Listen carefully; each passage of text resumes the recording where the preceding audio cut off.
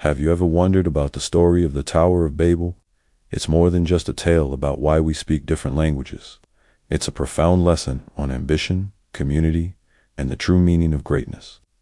Let's journey back to the ancient plains of Shinar, where humanity, united by a single language, embarked on a project that would change the course of history.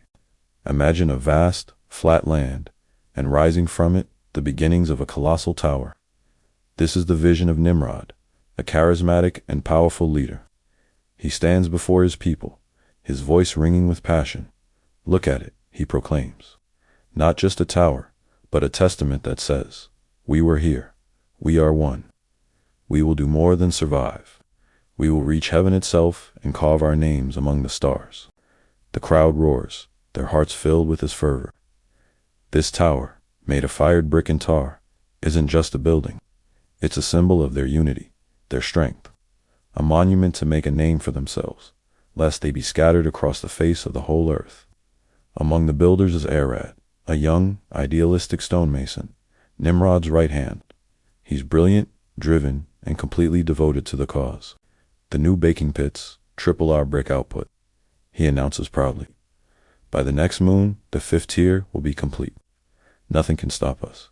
His enthusiasm is infectious, but not everyone is convinced. Elita, a wise older woman, questions the grand ambition.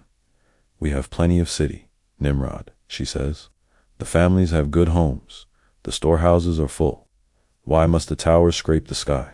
Nimrod's answer reveals the core of his motivation. It's about control. For safety, Elita, he explains, so the waters can never scatter us again. For glory, so no power, divine or otherwise, can forget our name. We make our own destiny now. He is building a fortress against fate, against the divine command to fill the earth. Into this scene of bustling industry walks a figure from the past, Shem, the venerable son of Noah. The noise of the construction seems to pain him. He looks at the tower with a deep sadness. I have heard this noise before, he says, his voice a quiet counterpoint to the clamor. He remembers the sounds before the great flood, the sound of fear disguised as pride. Arad argues, this is not fear, this is unity. One people, one language, one purpose. But Shem sees through it. He looks at Nimrod and says, your purpose has a name. And it is not community, it is Nimrod. The tension builds. The tower is not just consuming brick and tar, it's consuming the people. Arad's pregnant wife, Miri, comes to him, asking him to rest. The child kicks fiercely today, she pleads. But Arad, his eyes fixed on the tower, dismisses her. He will need a legacy, a name that means builder of Babel. Elita observes sadly, the tower steals more than clay and tar.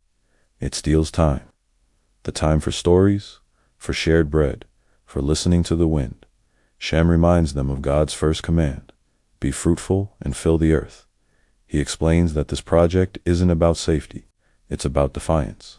His tower isn't to keep you safe from the waters, he tells Mary.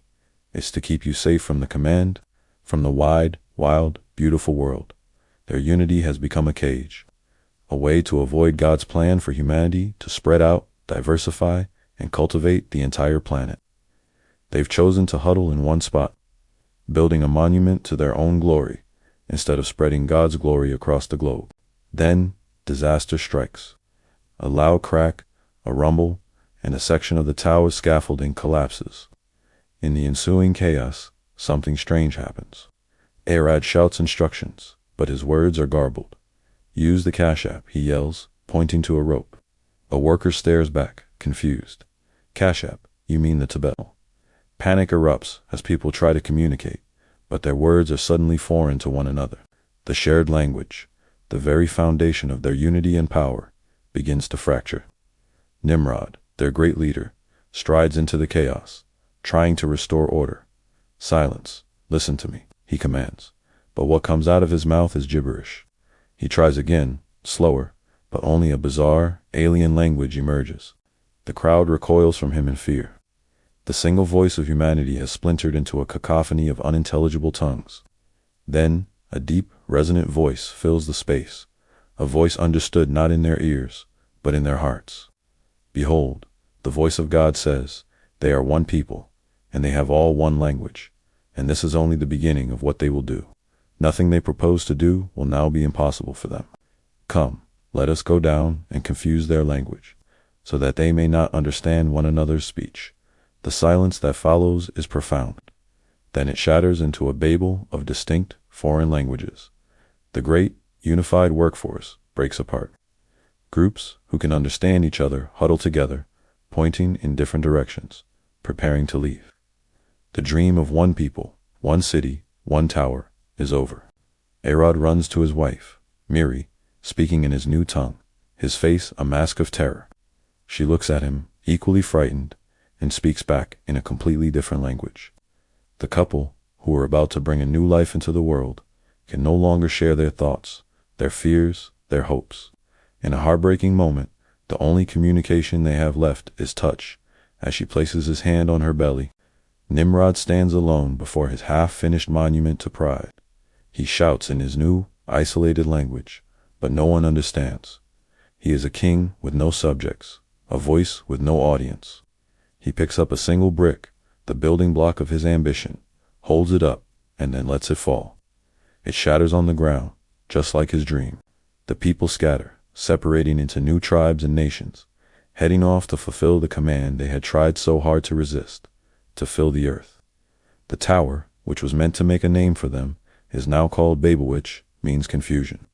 It stands as a silent, decaying testament not to human glory, but to human humility. It's a powerful reminder that true unity doesn't come from building walls to the sky, but from following a divine purpose, even when it leads us to the ends of the earth. Thanks for watching. If this story resonated with you, please like, subscribe, and share your thoughts in the comments below. See you in the next video.